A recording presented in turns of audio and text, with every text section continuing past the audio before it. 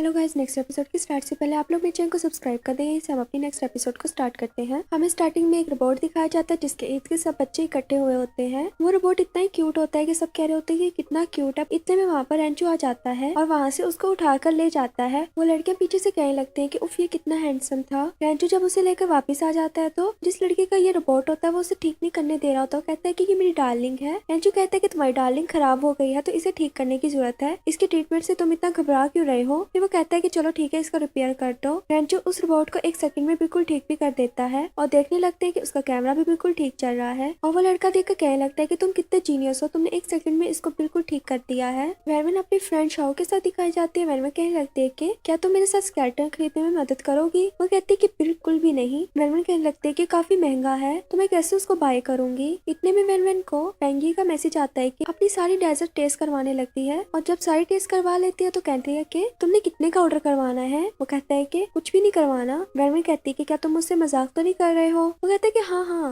मैंने अपने swimming club के लिए ऑर्डर करवाना है। वो उससे ऑर्डर पूछती है कि कितने का ऑर्डर करवाना है। उसे कहता है कि 300 का। वेरवन तो ये देखकर उदास हो जाती है, कहती है कि इतना कम ऑर्डर करवाना है। और फिर रेंचो का पूछने लगती है। वो कहता है कि तुम्हें रेंचो की क्यों याद आ रही है। वेरवन सोचने लगती है कि अगर रेंचो आता तो वो मुझसे बड़ा ऑर्डर करवाता, पर तुमने तो बहुत छोटा करवाया है। वेरवन तो साइड रेजर बनाते हुए सोचे होते कि इसने कितना कम ऑर्डर करवाया है, मैं तो स्केलेटन के पैसे जोड़ जोड़ के ही थक जाऊंगी। और हमें वैंग और शिबाई दिखाया जाता है जो दोनों इकट्ठे बैठे होते हैं। वैंग तो शिबाई के साथ काफी खुश होती है और उसे कहती है कि हम कहीं पे एंजॉय वगैरह और फन करने चलते हैं। शिबाई कहता है कि नहीं, मैं नहीं जा सकता और मेरे पास तुम्हारे लिए गिफ्ट है। वो काफी खुश होती है कि ये मेरे लिए गिफ्ट लेकर आया है। और शिबाई उसको शेड्यूल दिखाने लगता है कि हमने इस टाइम पर क्या करना और इस टाइम पे क्या करना है। मतलब ये मेरे क्लिनिक का टाइम होगा और यहाँ मैं तुम्हारे साथ डेट पर जाऊंगा और इस दिन तुम्हारे लिए मैं गिफ्ट लाऊंगा। और हमें रेंचो दिखाया जाता है जो स्विमिंग क्लब में आता है और वहाँ पर स्विमिंग करने से मना कर देता है। एक जगह बैठकर सोचा होता है कि अगर मैं स्विमिंग करके बाहर निकलूंगा मेरे एब्स वगैरह वैन को काफी पसंद आए, क्योंकि मैं ज्यादातर उसके सामने स्विमिंग नहीं करता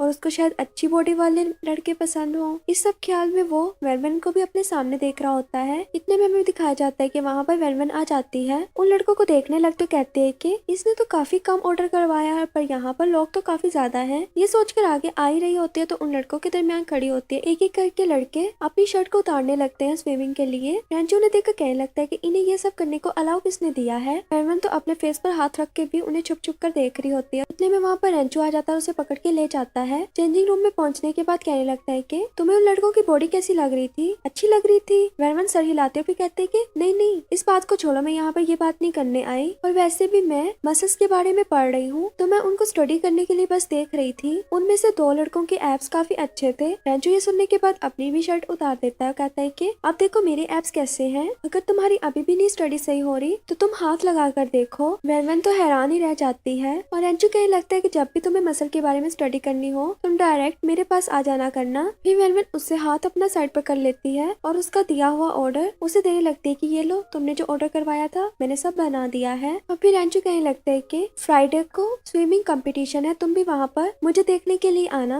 वेरवन तो साफ मना कर देती है और कहती है कि मुझे इस चीज में कोई भी इंटरेस्ट नहीं है। ये कहने के बाद वहाँ से जाने लगती है तो रेंचो उसे रोककर खुद उसके साथ जाता है। उसके मुंह पर शर्ट देता है ताकि वो उन लड़कों को ना देखे और फिर रेंचो उसे छोड़ने के बाद वहाँ से जाने लगता है तो वेरवन रेंचो को रोकती है। रेंचो सोचने लगता है कि पता नहीं इसने मुझे क्या कहना है। यही सोचकर वो स्माइल पास कर रहा होता है, फिर अपनी स्माइल को कंट्रोल करके वेरवन की तरफ देखता है। वेरवन कहती है कि जो तुमने ऑर्डर करवाया था उसके पैसे तो दो। उसके पास वहाँ तब तो पैसे नहीं होते। हमें वेरवन अपनी बेकरी में दिखाई जाती है। वेरवन ने एक केक का स्केलेटन बनाया होता है और सोचे होते है कि मैं हाफ स्केलेटन ले लेती हूँ और हाफ के पैसे आहिस्ता आहिस्ता दे दूंगी। फिर कहने लगती है कि जो मैंने ये स्केलेटन बनाया इसको तो मैं साइड पर रखूँ। उसको पैक वगैरह कर रही होती है। इतने में वहाँ पर वन आई आती है। उसे आके कहने लगती है कि मैं फर्स्ट टाइम यहाँ पर बेकरी में आई हूँ, ये काफी अच्छी है। और भी बातें वगैरह करने लगती है और कहती है कि फ्राइडे को क्या हम दोनों शॉपिंग के लिए चले। वेरवन कहती है कि हाँ हाँ ठीक है, मैं तुम्हारे साथ चलूंगी। और फिर वो पैक किया हुआ केक देखती है और कहती है कि इसमें केक है ना, मेरी क्लास वालों की बर्थडे है उसके लिए मैं ये केक लेना चाहती हूँ। वेरवन उसे रोकने लगती है कि मैंने तुम्हें ये केक नहीं देना, ये स्पेशल पर्सन के लिए है। पर वहाँ नाई तो नहीं रुकती, वो उस केक को पकड़ के वहाँ पर पैसे रख के चली जाती है। वेरवन उसके जाने के बाद मैसेज करते है कि वो नाई सॉरी, इसमें एक स्केलेटन है और जब भी तुम इसको खोल लो डरना मत। हमें दूसरी तरफ रेंचो और शिबाई दिखाए जाते हैं जो दोनों अपनी अपनी गर्लफ्रेंड के लिए गिफ्ट लेने के लिए आते हैं। वो एक जगह पर पहुँचते हैं और सोचने लगते हैं कि ये जो रैबिट है ना, इनमें से हमें एक रैबिट को तो निकालना होगा। वो दोनों मशीन के साथ खेलने लगते हैं पर उनसे एक भी रैबिट नहीं निकलता,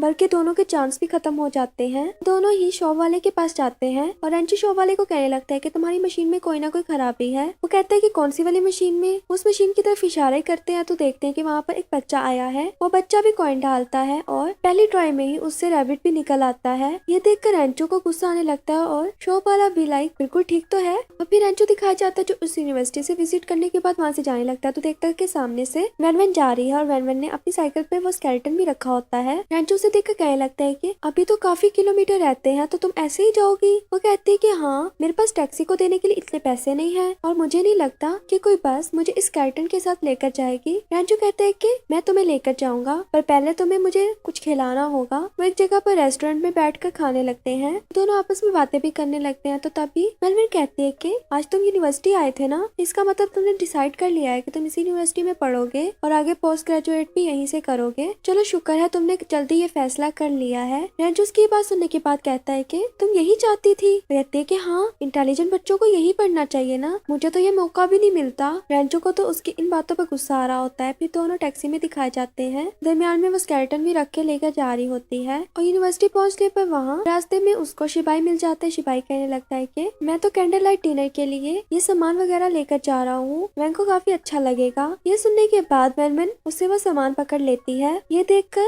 रेंचो कहने लगता है कि मैं तुम्हारे ये हॉस्टल में पहुंचा दूंगा, तुम शिबाई की मदद कर दो। रेंचो के कहने के बाद वहाँ से चला जाता है। शिबाई कहने लगता है कि रेंचो तुम्हारे साथ कितना अच्छा है, तुम उसको लाइक क्यों नहीं करती हो। मैं कहती है कि हाँ, वो काफी अच्छा है, वो मेरी काफी हेल्प करता है, पर मैं उसके साथ उस दिन काफी बुरा बोली थी, मुझे उससे सॉरी कर लेना चाहिए। शिबाई कहता है कि अगर तुम्हें फील हो रहा है कि तुम्हें सॉरी करना चाहिए तो उसने तुम्हें कंपटीशन में तो बुलवाया होगा ना, तुम वहाँ पर जाना, वो खुद ही तुम्हें देखकर खुश हो जाएगा। फिर दिखाया जाता है कि स्विमिंग कंपटीशन का दिन आ जाता है। वहाँ पर वैनमन भी आती है और वैनमन ढूंढने लगती है कि कोई तो मेरे साथ का मुझे मिल जाए जिसे मैं जानती हूँ। वहाँ पर उसे गुआनाई नजर आती है। गुआनाई के पास जाकर बैठ जाती है, उससे बातें वगैरह करने लगती है, पर गुआनाई उसे काफी रूड तरीके से बात करती है। उसे कहती है कि चुप करके यहाँ पर कंपटीशन देखो, वो अभी स्टार्ट होने वाला है। इतने में सब प्लेयर्स आने लगते हैं और उनमें रेंचो भी होता है। रेंचो वैनमन की तरफ देखकर स्माइल पास कर रहा होता है और गुआनाई को लगता है कि ये मेरी तरफ देख कर स्माइल पास कर रहा है। वैनमन भी उसे आगे से स्माइल देती है। फिर उनका कंपटीशन स्टार्ट हो जाता है। अभी हाफ में पहुंचता है तो वैनमन को उसकी फ्रेंड का मैसेज आता है, उसका वो रिप्लाई देने लगती है और रेंचो कंपटीशन में जीत भी जाता है। जल्दी से जब कंपटीशन में जीतने के बाद वैनमन की तरफ देखता है पर वो अपने मोबाइल में लगी होती है और वैनमन को बाद में होश आती है। वो देखने लगती है कि इतनी जल्दी ये रेस भी खत्म हो गई। वो उस कंपटीशन के बाद रेंचो से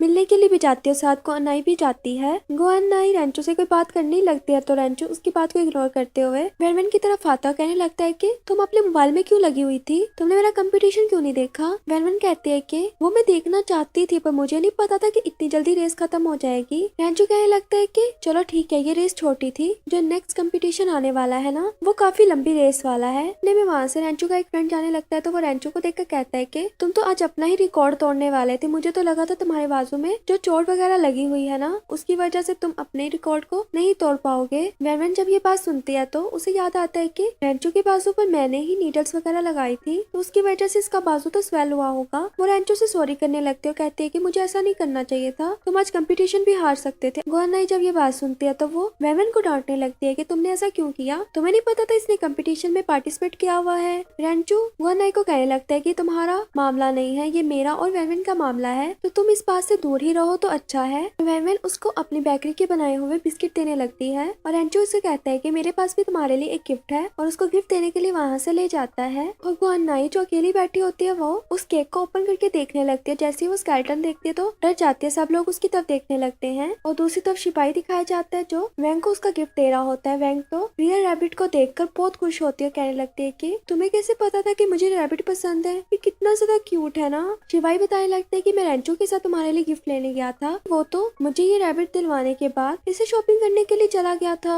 और हमें रेंचो की बाद वाली शॉपिंग दिखाई जाती है जहाँ वो वैनमन के लिए फिर से रैबिट निकालने के लिए चला जाता है। वो इतनी बार ट्राई करता है पर उससे एक भी बार रैबिट नहीं निकलता। शॉप वाला भी आके कहने लगता है कि क्या हो गया है, तुम बच्चों जैसी हरकतें क्यों कर रहे हो, अगर नहीं निकल रहा तो तुम यहाँ से चले जाओ, कुछ नहीं होता। रेंचो कहने लगता है कि मैं तो यहाँ से नहीं जाऊंगा और इस बार रेंचो से एक रैबिट निकल आता है। उस रैबिट को लेकर रेंचो इतना खुश होता है पर असल में ये वैनमन वैनमैन उसका लेटर पढ़ रही थी जो उसने उस रैबिट के साथ रखा था, और उसने कहा था कि मैं तुम्हें रियल रैबिट देना चाहता था, पर हॉस्टल में रियल चीजें लेकर जाना अलाउ नहीं है, इसलिए मैंने तुम्हें ये वाला रैबिट दिया, ये भी तुम रियल जैसा ही समझना। वैनमैन तो उसको लेने के बाद काफी खुश होती है, और हमें नेक्स्ट क्लास में वैनमैन दिखाई जाती है जहाँ मैम उनको बता रही होती है कि आप लोग को नेशनल डे की छुट्टियां होने वाली हैं और छुट्टियों के बाद आपके एग्जाम हैं। और एंजो दिखाया जाता है जो छुट्टियों में दूसरे लड़कों के साथ काम करने के लिए चला जाता है दूसरी यूनिवर्सिटी में, और वहाँ पर रोबोट के कैमरे की तरफ देखने लगता है, और रोबोट जो होता है वो वैनमैन के पास पहुंच जाता है। वैनमैन को काफी ज्यादा क्यूट लग रहा होता है। वो वैनमैन को जाके अपना नेम बताता कहते हैं कि मैं सर्वे के लिए आपसे कुछ क्वेश्चन पूछना चाहती हूँ, आप अपनी नेशनल डे की छुट्टियां कैसे गुजारोगी। वैनमैन बताती है कि मैं घर पर ही रहूंगी, कहीं बाहर नहीं जाऊंगी क्योंकि मेरे एग्जाम है ना। वो कहती है कि ओके, और उसका सर्वे यहीं पर खत्म हो जाता है। वैनमैन कहती है कि इतना छोटा सर्वे। फिर उसकी जो फ्रेंड्स है वो साथ बैठी होती है, वो कहती है कि चलो मेरी बारी है, पर वो रोबोट उसे इग्नोर करते हुए वहां से चला जाता है। और यहीं पर हमारी एपिसोड खत्म हो जाती है। वीडियो अच्छी लगे तो वीडियो को लाइक करना।